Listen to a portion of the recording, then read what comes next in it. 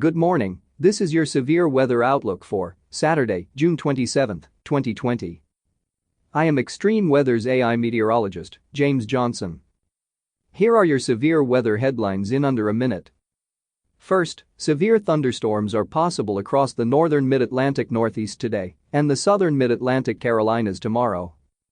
Second, flash flooding is forecast for the Mississippi and Ohio valleys through the weekend. Third, Saharan dust should continue to affect the Gulf Coast states and Tennessee Valley today, easing some Sunday. And finally, much cooler temperatures and increasing precipitation likely for the Northwest, while the central Great Basin and Southwest will see fire danger. Severe thunderstorms with damaging winds are expected across the Northeast, including the New York City, Philadelphia, and Pittsburgh metro areas. Meanwhile, heavy rain and flooding is possible from the Ohio Valley to the mid-Mississippi Valley.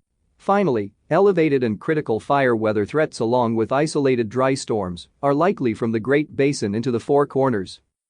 And now here is your detailed severe weather outlook for today. A frontal system is forecast to push eastward through the Great Lakes region and then through the Northeast and Mid-Atlantic Sunday into Monday. Ahead of the front, conditions will be favorable for severe weather, particularly high winds, and a slight risk of severe weather is delineated by the Storm Prediction Center for northern portions of the Mid-Atlantic and southern portions of the Northeast today. The risk shifts southward tomorrow over parts of the Carolinas and southern Mid-Atlantic.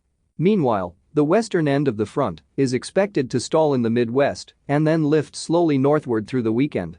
A slight risk of flash flooding is in place today across parts of the middle Mississippi Valley and Ohio Valley, where the stalling front could lead to training storms causing locally heavy rainfall totals. Then on Sunday, slight risks of flash flooding are outlooked for portions of the upper Mississippi Valley and the Ohio-Tennessee valleys. Surface high pressure is expected over the southeast, influenced by the western edge of the Bermuda High. This flow pattern will lead to continued inflow of Saharan dust into the southeastern part of the country. The main impacts of the Saharan dust will be hazy skies during the day, locally reduced visibility, and degraded air quality. However, this could also make for some very colorful sunrises and sunsets with deeper oranges and reds compared to normal. On Sunday, the highest concentration of dust looks to focus mainly over Florida. Additionally, temperatures over Florida should be hotter than normal and could even set records with highs in the upper 90s through Sunday. A potent upper-level trough is forecast to dive southward into the west through the weekend. Ahead of the trough, another day of heat is expected across California and the central Great Basin, and heat advisories are in place over the San Joaquin Valley. Widespread red flag warnings are also in effect for portions of California toward the Four Corners, along with critical risks of fire weather as the hot temperatures combine with the potential for gusty winds and low humidity. But in the northwest, a dramatic cooldown is expected on Sunday, with highs 15 to 25 degrees below normal.